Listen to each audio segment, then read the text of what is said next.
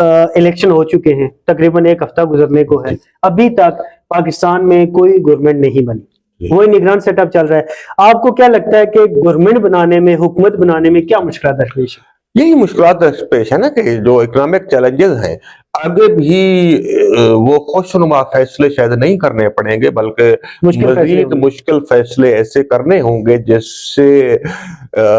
لوگ دکھی ہوں گے، لوگ ناراض ہوں گے، اور دوسری طرف مطلب سڑکوں پر جو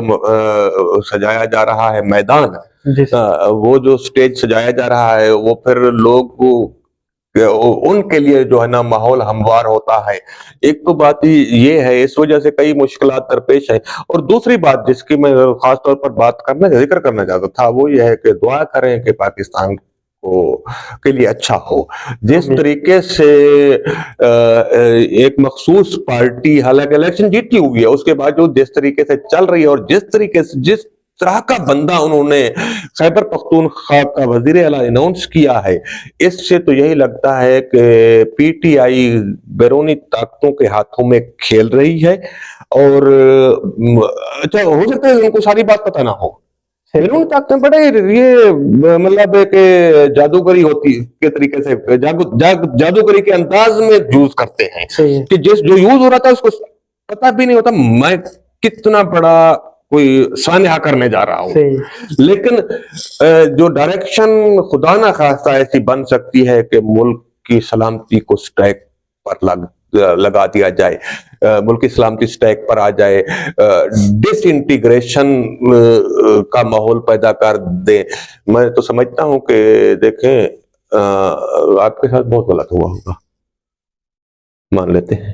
آپ کے ساتھ بہت ظلم ہوا ہوگا، لیکن جو ہے کہ لڑائی اس حد تک لڑی جاتی ہے جہاں گھر سلامت رہے۔ جی بالکل، کہ گھر کے اندر اگر آپ لڑتے بھی ہیں تو گریبان ایک دوسرے کا پکڑ کر لڑتے ہیں، چلو لاٹھی اٹھا لی، جوتا اٹھا لیا، لیکن مجھے ایک بات بتائیں کہ گھر کے ایک کونے میں بیٹھا ہوا بھائی دوسرے کے اوپر جب بم یا راکٹ لانچر پھینکے گا تو دوسرے بھائی مرے گا کیا؟ کزن مرے گا؟ مخالف کزن مرے گا یا بھائی مرے گا؟ نہیں، وہ گھر بھی ساتھ گرے گا، اس میں وہ بھی جائے گا، وہ بھی ساتھ گرے گا۔ جب لڑائی کو آپ اس حد تک بڑھاتے ہو کہ ایک دوسرے پر بمباری شروع کر دیتے ہو ایک ہی گھر میں بیٹھ کر، تو وہ صرف مخالف نہیں مرے گا، وہ گھر بھی آپ کے اوپر ملبہ بنے گا۔ تو ایسا نہ ہو کہ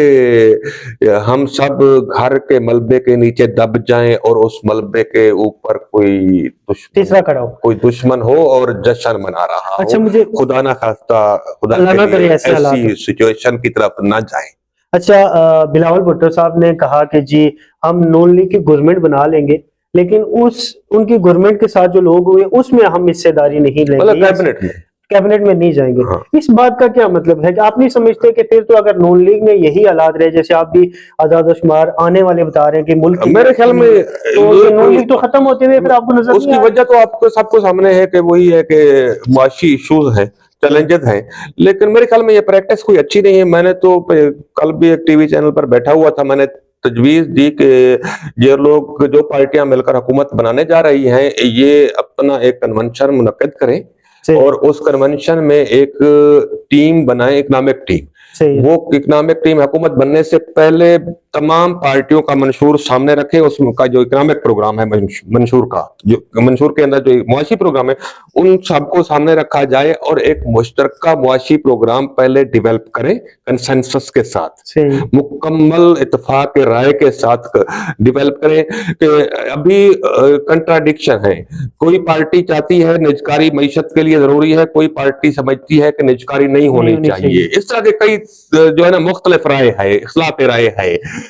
اس سارے کو جو ہے نا ریکنسائل کیا جائے کہ ایک جب تک یہ اتحادی معاشی پروگرام پر متفق نہیں ہوں گے اس کے بغیر حکومت میں جائیں گے۔ تو ابھی مطلب بلاول صاحب نے یہ کیا ہے، اس کا نقطہ نظر، اس کی وجہ یہ کی ہے کہ جی پچھلی حکومت میں فیصلے کر رہی تھی، اکنامک فیصلے نون لیگ کر رہی تھی، لیکن ذمہ داری ہم بھی لے رہے تھے،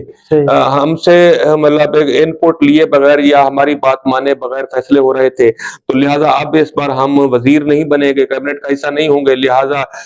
جو بھی فیصلے ہوں گے ان کا جو بھی نتیجہ निकले का उसकी अकेले जिम्मेदार नून लीग होगी, फैसले भी वही करेगी और जिम्मेदारी भी वही लेगी। मैं समझता हूँ कि ये अपनी सियासत बचाने की भी नाकाम कोशिश है। इसकी बजाय अगर ये तमाम इत्तेहादी रेसिप्रोकल तरीके से, शफाफ तरीके से इत्तेफाक राय पर जाएं, एक मुआशी प्रोग्राम पहले बनाएं,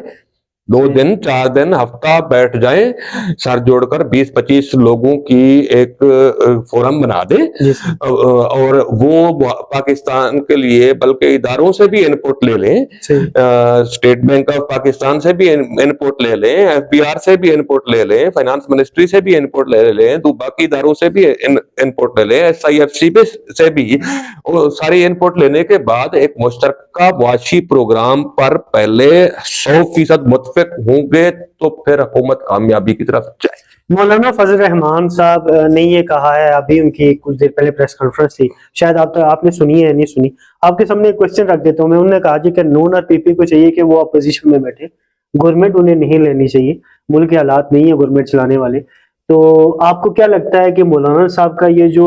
उन्होंने बयान दिया है, ये लगता है कि क्योंकि नून लीग की तरफ से ये बयानिया बनाया गया था, क्वेश्चन थोड़ा सा पूरा रख ले कि उन बयानिया उनकी तरफ से ये था कि जी JUI फेज जो है वो हमारी गवर्नमेंट का हिस्सा होगी, हम उसको साथ लेके चलेंगे। कहीं ऐसा तो नहीं है कि जो आपके अपने इत्तेहादी है वो आपके साथ नाराज है? नहीं, नाराजगी की बात नहीं है, मौलाना साहब के इलेक्शन के ऊपर कंसर्न है ना जी सर, लेकिन बात यह है कि अगर PMLN और पीपल पार्टी भी हुकूमत नहीं बनाएंगे तो फिर हुकूमत कौन बनाएगा? PTI भी नहीं बना सकती है, नंबर तो उनके भी पूरे नहीं है, तो फिर कौन हुकूमत बनाएगा? इस तरीके से तो पाकिस्तान में एक सियासी बहरान पैदा हो जाएगा, नया बहरान पैदा हो जाएगा। और जो है ना, इससे हम डरते भी हैं क्योंकि 1970 में भी इस तरह का एक सियासी बहरान पैदा हुआ था कि कोई हुकूमत नहीं बना पा रहा था और एक बहुत बड़े साने से दो चार होना पड़ा। तो मेरे ख्याल में मौलाना साहब तैयार हो जाएंगे, उनसे बातचीत हो रही है और जुर्रत का मुजाहरा करते हुए मुल्क को बचाने के लिए, मुल्क को आगे ले जाने के लिए हुकूमत इनको बनानी चाहिए। अगर ये हुकूमत नहीं बनाएंगे तो फिर तो एक बहुत बड़ा बुहरान पैदा हो जाएगा और आप तीसरी कुव्वत को दावत दे रहे होंगे, इसके मुतरादिफ समझा जाएगा। सर ये भी तासर आ रहा है, सामने दिया जा रहा है, बल्कि फैसल वावड़ा साहब ये अक्सर ये कहते हुए मिलते हैं कि जी नहीं, मैं उसकी बात पर कमेंट वैसे उन्होंने ये कहा कि गवर्नमेंट ज्यादा से ज्यादा 1 साल मैं उसकी बात पर कमेंट नहीं करूंगा। वैसे आपको लगता है कि गवर्नमेंट अपना टाइम पूरा कर देगी? वो सर्टिफाइड झूठा आदमी है और मैं एक सर्टिफाइड झूठे आदमी की बात पर नहीं कमेंट। मौलाना फजल रहमान साहब के हवाले से क्वेश्चन करूंगा। उन्होंने कहा जी कि हमारा किसी पार्टी के साथ कोई इत्तेहाद नहीं है, आज उन्होंने ओपनली इस चीज का इतराफ किया है और साथ उनका ये भी कहना था कि जी PP हो या PMLN हो, हम किसी का हिस्सा नहीं है। जी, पीपल पार्टी का हिस्सा भी वो नहीं है, उनकी अपनी जमात है, PMLN का हिस्सा भी नहीं है। नहीं, मैं पहले इत्तेहादी रहे हैं तो अब भी उनके साथ बातचीत हो रही है, तो मेरा ख्याल है कि वो, मेरा तज्जिया है कि वो मान जाएंगे। नवाज शरीफ साहब वज़ीर आज़म होंगे या नहीं होंगे? नहीं, नवाज शरीफ तो वज़ीर आज़म नहीं बन रहे, वो तो बता भी दिया गया, ऑफिशियल अनाउंसमेंट नहीं की गई, लेकिन टीवी पर बता दिया गया है कि प्राइम मिनिस्टर PMLN की तरफ से शहबाज शरीफ।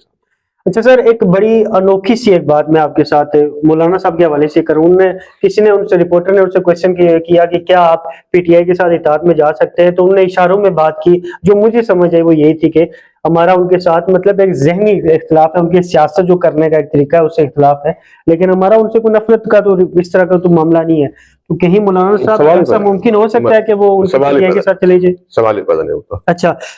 मरवत साहब ने इंकशाफ किया है सर कि जरदारी साहब ने रात को किसी टाइम उनसे राब्ता किया है, उसके ऊपर आपकी इसके हवाले से कोई खबर है आपके पास? मैं ऐसे लोगों को जो है ना, ये जो नाम आप ले रहे हैं, पहले भी एक नाम लिया, मैं इन लोगों को इस लायक नहीं समझता कि इनकी बातों के ऊपर हम कमेंट करें और टाइम जाय करें और लोगों को जो है ना हम मिसगाइड होने की तरफ ले जाएं। इन लोगों की कोई हैसियत ही नहीं है।